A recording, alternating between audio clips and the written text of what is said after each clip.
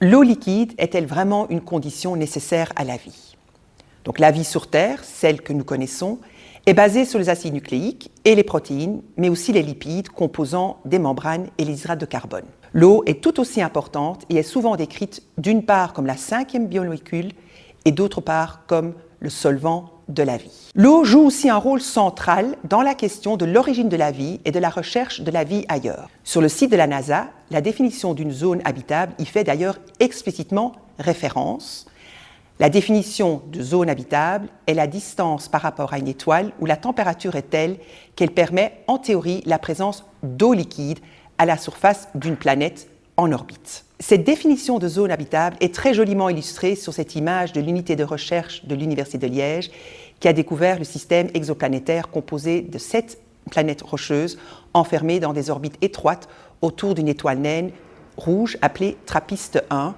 Nous voyons la zone trop chaude de la vapeur, la zone trop froide où nous avons les glaçons. Présence d'eau ne veut cependant pas dire vie. Et la question que nous devons nous poser est: la vie telle que nous la connaissons pas aurait-elle pu voir le jour sans eau? Alors la définition de la vie est une question qui est source de débats passionnés et intéressants. Ici, pour discuter du rôle de l'eau dans la vie, je propose de ne me limiter en tant que chimiste à énumérer les conditions minimales pour la vie. Il faut un système ouvert du point de vue thermodynamique. Il faut une frontière semi-perméable créant un environnement où une chimie riche peut se dérouler. Pour chimie, on entend production d'énergie, transformation, réplication, régulation. Et il faut évidemment également un solvant, et il y a plusieurs critères en faveur de la phase liquide.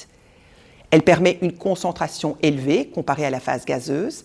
Elle permet également une diffusion rapide des réactifs comparée à la phase solide. Qu'est-ce qu'il faut comme caractéristique pour ce solvant? Il doit évidemment être abondant. Il doit exister sous une forme liquide dans une bonne gamme de température et de pression. Il doit pouvoir dissoudre une large gamme de solutés, des molécules, des ions, des macromolécules. Il doit également assurer une stabilité structurelle de molécules et assemblage moléculaire, que ce soit pour former la frontière ou pour avoir des grandes macromolécules.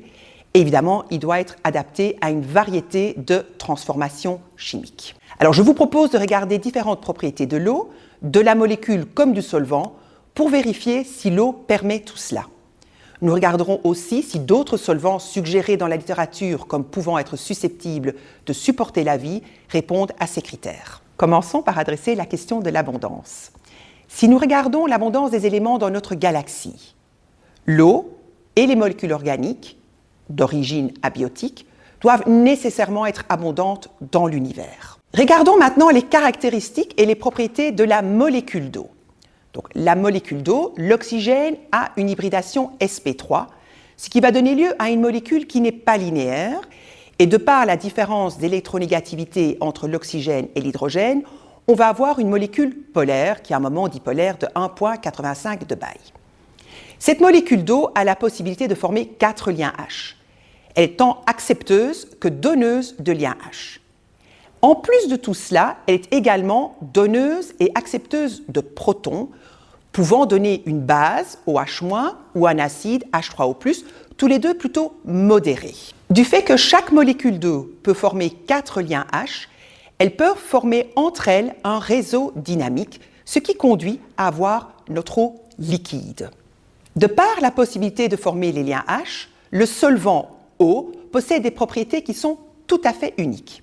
Premièrement, elle a une température d'ébullition extrêmement élevée comparée à des molécules de masse moléculaire semblable, ce qui veut dire qu'on va pouvoir avoir une bonne zone liquide pour ce solvant. Elle a également une chaleur spécifique élevée comparée à d'autres solvants, ce qui veut dire que l'eau va pouvoir jouer le rôle de tampon thermique. Elle a également une grande constante diélectrique, pas aussi élevée que celle du formamide, mais de par cette constante, elle permet d'écranter les interactions électrostatiques. Alors aussi, fait que nous connaissons, la glace flotte sur l'eau. Et de fait qu'elle flotte sur l'eau, permet l'eau en dessous de rester liquide, même lorsque les températures au-dessus sont extrêmement froides.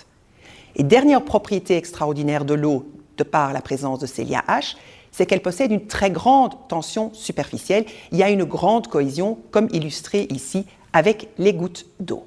L'eau a également des propriétés extraordinaires comme solvant.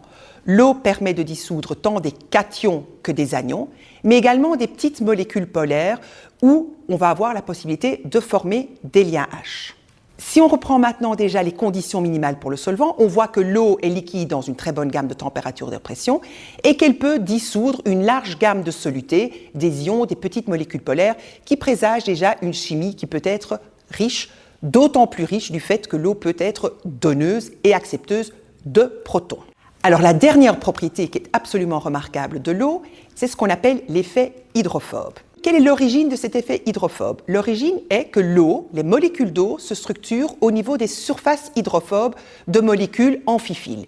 Et pourquoi elles se structurent? Parce qu'elle ne veut pas perdre trop de liens hydrogène qu'elle peut d'habitude faire avec les autres molécules d'eau.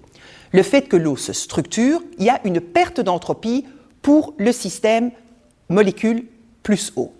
Lorsqu'on va avoir la mise en contact de surfaces hydrophobes, on va avoir l'expulsion des molécules d'eau et cela va conduire à, malgré l'association, un gain d'entropie. Parce que le gain d'entropie des molécules d'eau compense la perte suite à l'association des molécules.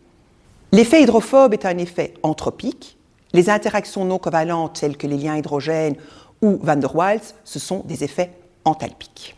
Une illustration de cet effet hydrophobe est la formation de bicouches lipidiques à partir de molécules de lipides qui ont une tête polaire et qui ont des chaînes qui sont hydrophobes, comme illustré ici, bicouches lipidiques qui vont déjà vous faire penser à membranes que nous pouvons avoir dans des cellules.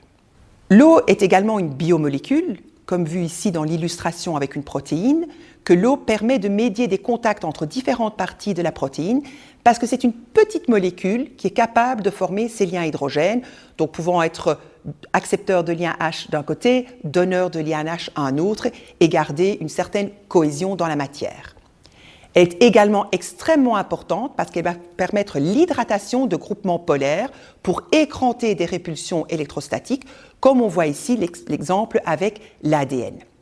Donc, elle permet, l'eau, la structure, la stabilité, tout en étant dynamique de biomolécules, mais également de complexes d'association dans l'eau. Lorsque nous avons des complexes d'association, on peut profiter d'un côté des contacts médiés par les molécules d'eau et d'autre part de l'effet hydrophobe.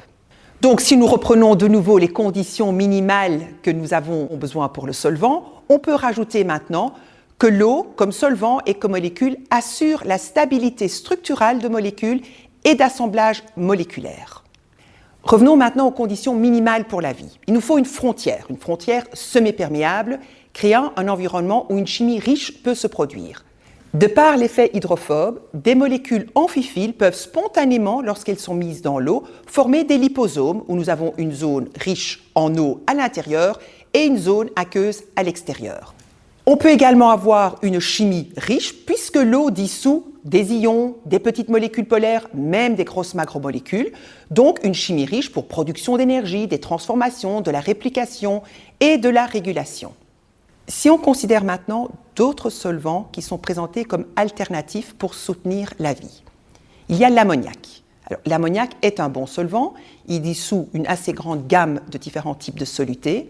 Il a également une bonne gamme liquide, mais seulement si on est à très basse température ou à très haute pression. La molécule d'ammoniac est donneuse et accepteuse de liens H, mais des liens H beaucoup plus faibles que ceux que l'eau peut faire. Elle est également beaucoup moins versatile que l'eau aux interfaces, donc elle ne va pas pouvoir médier ses contacts aussi facilement.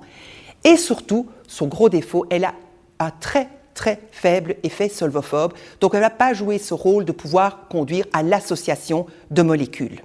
Le méthane, quant à lui, ne dissout que des molécules apolaires. Il est liquide seulement à très basse température et de plus dans une toute petite gamme de températures. Pas de lien H et pas d'effet solvophobe. Le formamide est un bon solvant. Il a une grande constante diélectrique. Il permet une bonne réactivité, mais une chimie beaucoup moins riche que dans l'eau. La molécule de formamide, quant à elle, est une très faible donneuse et accepteuse de liens H. Elle est également beaucoup moins versatile que l'eau aux interfaces et elle également ne présente pas d'effet solvophobe. Donc, en conclusion, l'eau est bien plus qu'un solvant. L'eau est un réactif, un transporteur de protons, un constituant de biomolécules. L'eau est une marieuse moléculaire, donc l'eau est réellement unique, et de nombreux arguments plaident pour que l'eau soit le solvant de toute forme de vie.